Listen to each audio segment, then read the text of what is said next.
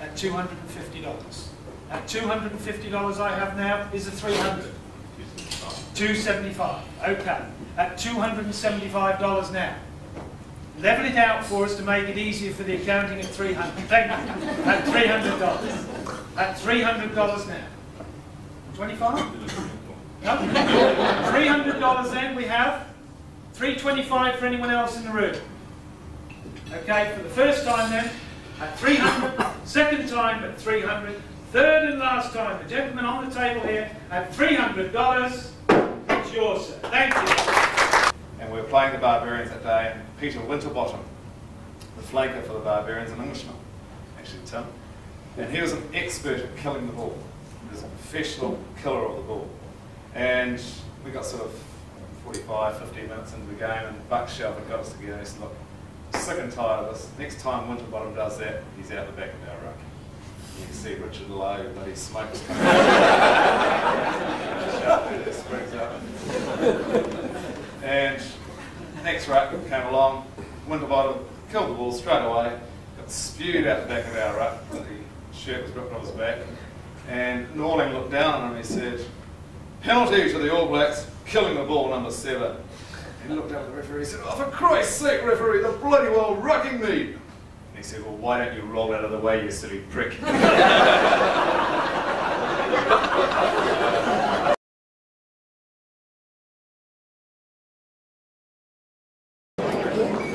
like to welcome everybody to the 11th annual Tauranga CLB Charity Luncheon. Record numbers this year of, I think, 654. Good disappointed we could have got 700.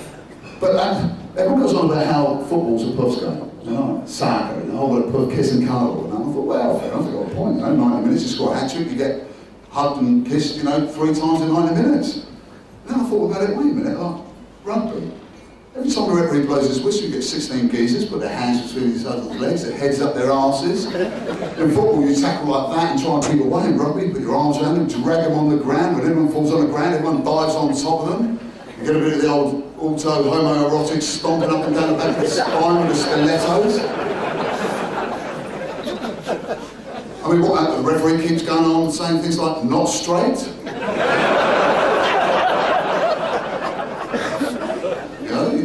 I mean, you've got all these different positions on there. I mean, what's the hooker there for?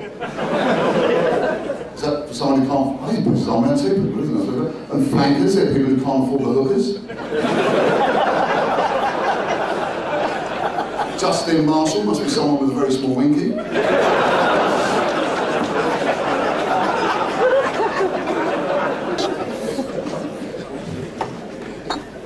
Thank you, Miles. It was interesting listening to you before talking about sport. It's funny you should say that England's invented all these games, but they never won any. But lately, I'd have to agree that they have been winning a little bit. Winning the Ashes was absolutely outstanding. Just like to point out too that we won the World Cup 15 years before you did.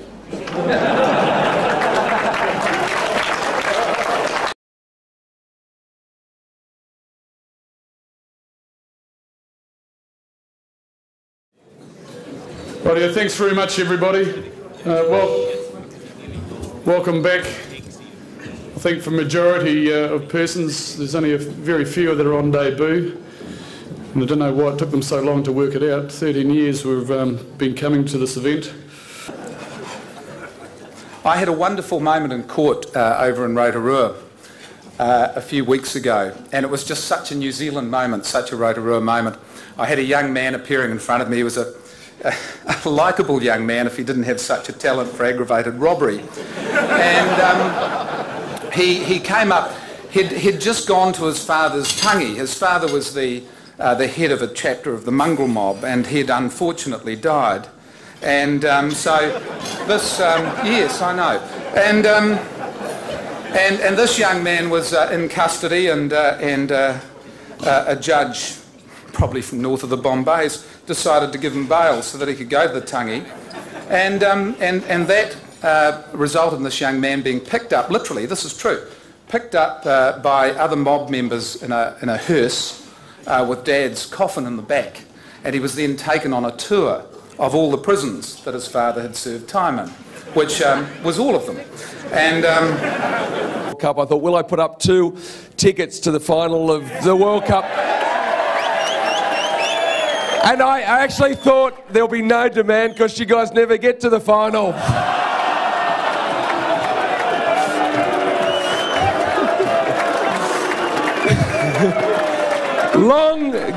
Long may you continue to peak between World Cups. Cheers. This is the second time today I've left a warm seat with a piece of paper in my hand.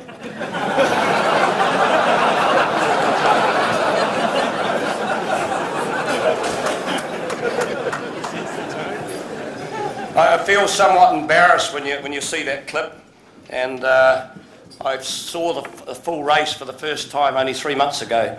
I'd never ever seen the full race, and of course nowadays they've got to show it before I speak because some of you people in this room weren't even born, and like myself I'd forgotten about it, so it rekindled a bit of memory, so maybe I could talk a bit about it. But it's quite scary for the fact that when you look back to that clip of 1974, what a fantastic looking specimen it was. 10.5 stone, blonde hair, beautiful body, great shape, and it's, you know, really things haven't changed that much. I've now thank God for a lectern.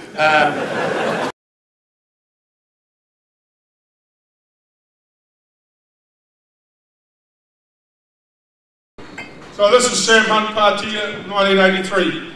I have only time to spend and the odd 20-cent piece on a Space Invader game, the people of Partia. A local meatworks closed down, a farmer tells you, silly bastards, bought them on themselves, they've got no one else to blame.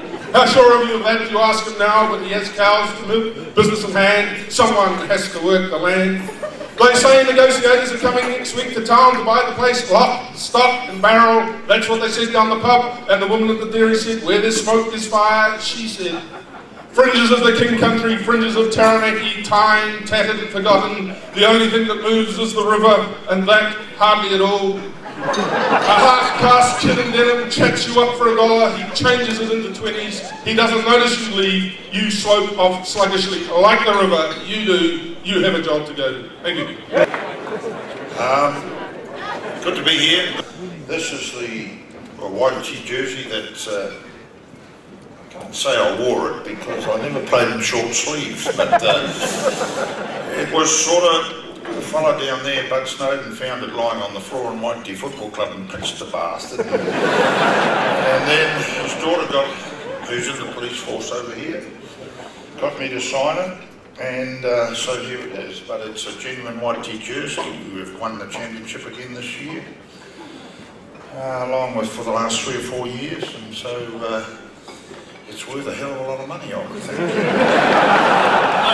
pressure. And it was, you know, that last race, I admired that because it's like rugby, you get knocked over and you get up and knock some other bastard over. So, good to be here, good to be part of. Oh, sorry. What is the most memorable hole that you've ever had in Tiger? Can you repeat that question, please? Most memorable hole would be the final hole of this year's US Open at Torrey Pines. The reason being is Tiger hit we needed to make 4 to make the playoff, to get into a playoff with Rocco mediate, and Tiger hit a shit tee shot followed by a shit second shot out of the trap. And I'm walking down this thing, Jesus Christ, we're going all this way to get these 2 shit shots. I'm not telling him that, but I'm thinking that, but got down there and gave me the yardage for the 3rd shot and told him what I thought of what shot was required.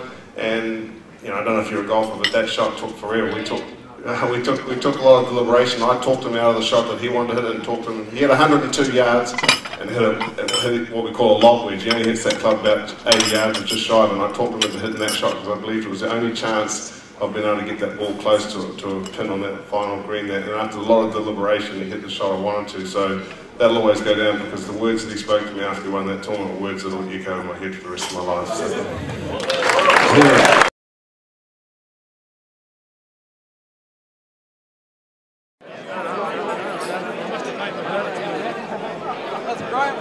Sitting right next to me was this rather attractive lady. She had a badge on her lapel.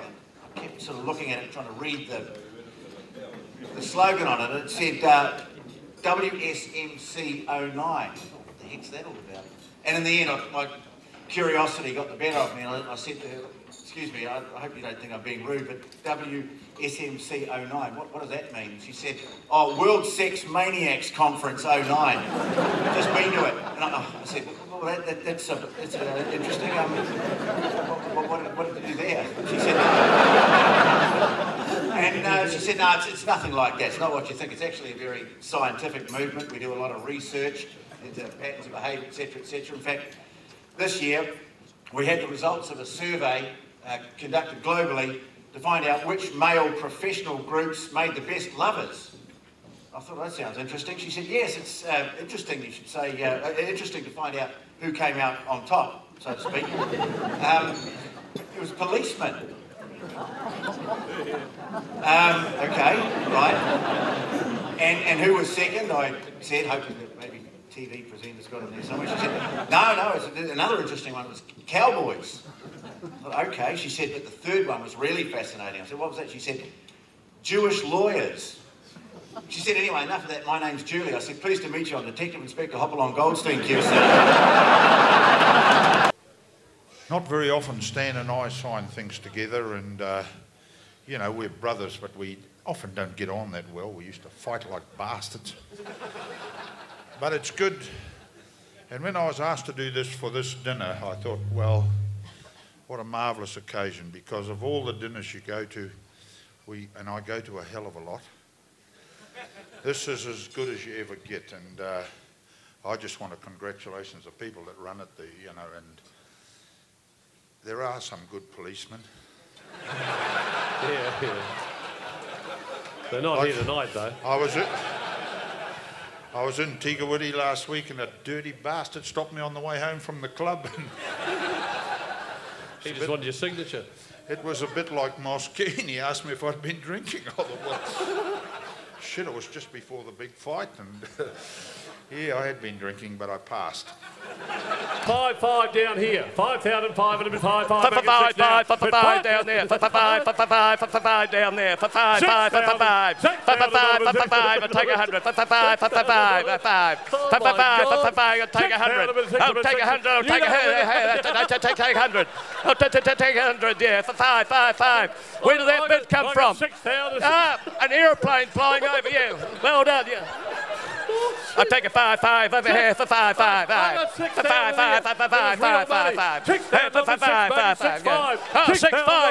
Should we go well? $6,000. Last call on the right at 6,000. We're selling. Going once at $6,000. Ladies and gentlemen, I'll throw in a pair of Colin Meads undies. I stayed at this place the other day. I took a few pair off the line. They skid free. What about nicknames? You know, you're Fitzy. Like, if you got any great nicknames in the team, thinking we can lead into something special?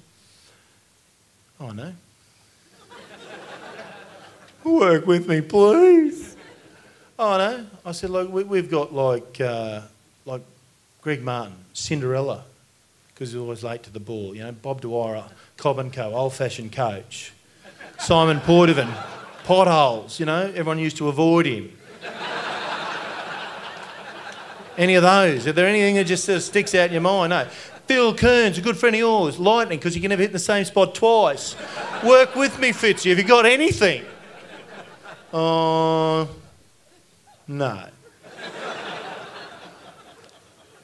I said, well, what about, like, indiscretions? Like Garrick Morgan, big second row for Australia. Mangroves. Indiscriminate routing system. Is there anything... $29,500. $30,000. Fantastic. 30,000 for 30, 30 for 30 a bed. 30,000 for 30, turn the corner. Make it 31. It's $30,000. I think we'll sell it. We're on the market for sale at $30,000, Charlie. Down there, very good judge, Dave O'Sullivan, at $30,000. Dave, I want to be in that syndicate if you don't mind. $30,000, $30,000 once, $30,000 twice. We're selling, done, all out at $30,000. Fantastic. Beautiful.